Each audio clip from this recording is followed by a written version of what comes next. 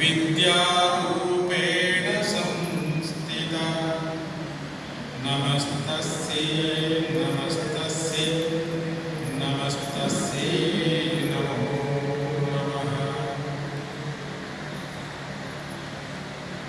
വേദിയിലും സദസ്സിലും ഇരിക്കുന്ന ഭക്തജനങ്ങളിൽ നമുക്ക് ഏവർക്കും സ്വാഗതമോദിയ ശ്രീ ദിലീപ്, അധ്യക്ഷപദത്തിലിരിക്കുന്ന രവിയേട്ടൻ, എനിക്കേറെ പ്രിയങ്കരനായിട്ടുള്ള ശ്രീ ഉണ്ണികൃഷ്ണൻജി, അതുപോലെ തന്നെ ഇവിടെ എനിക്ക് വരാൻ സാധിച്ചത് ശ്രീ പ്രദീപ് ചാലക്കുടി. ഞങ്ങൾ ഒന്നിച്ച് കുറേ കാര്യങ്ങൾ പല സ്ഥലങ്ങളിലും നടത്താറുണ്ട്, ഡൽഹിയിലും അവിടെ ഇവിടേക്ക്.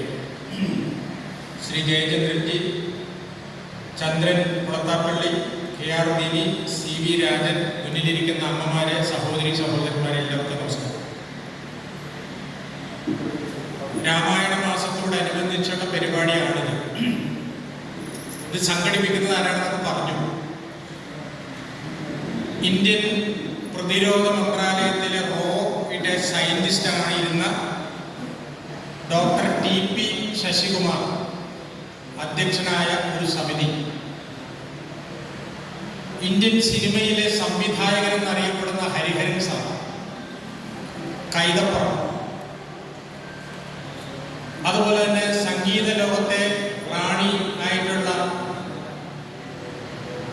ഡോക്ടർ ഓമനക്കുട്ടി ടീച്ചർ, ഇവരെല്ലാം മാർഗനിർദ്ദേശം ചെയ്യുന്ന ഒരു പ്രസ്ഥാനമാണ് പാഞ്ചജന്യ ഭാരതം.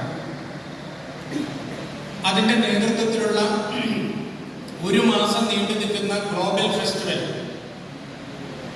എല്ലാ ദിവസവും രാവിലെയും വൈകിട്ട് 6:30 മുതൽ 7 മണി വരെ ജനൻ TVയിൽ ഇപ്പോൾ ടെലികാസ്റ്റ് ചെയ്തുകൊണ്ടിരിക്കുന്നു. അതിൻ്റെ ഉദ്ഘാടനം നടന്നത് തിരുവിതാംകൂർ കൊട്ടാരത്തിലെ അമ്മ മഹാറാണി ദീപം കൊളുത്തിയാണ്. അതിൻ്റെ സമാപനം നടക്കാൻ പോകുന്നത് കണിച്ചുകുളങ്ങര ദേവീക്ഷേത്രത്തിൽ വെച്ച്. ശ്രീ വെള്ളാപ്പള്ളി നടേശൻ അവരുടെ അധ്യക്ഷതയിൽ ചേരുന്ന പരിപാടിയിൽ സിനിമാ രംഗത്തുള്ള പ്രഗത്ഭരായ ശ്രീ ദേവൻ, മല്ലിക സുകുമാരൻ, അങ്ങനെ പല ആളുകളും പങ്കെടുക്കുന്ന വലിയൊരു പരിപാടി ആണ് ഇതിനെ സമാപിക്കുന്നത്. ജനൻ TVയിൽ നടക്കുന്ന ഈ പരിപാടിയിൽ ഏതാണ്ട് 500ഓളം കലാകാരന്മാരും പ്രഭാഷകരും പാരായണം നടത്തുന്നവരുമെല്ലാം അണിനിരക്കുന്നുണ്ട്.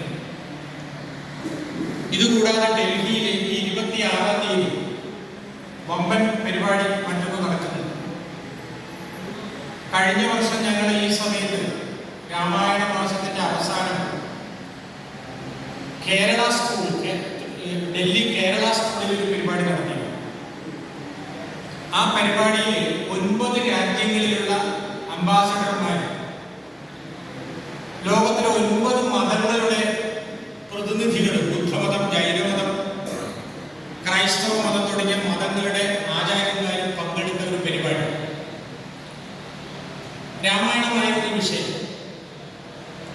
അതിൽ ഞങ്ങൾ മുന്നിൽ വെച്ച ഒരു ക്യാപ്ഷൻ, നിന്റെ വിശ്വാസം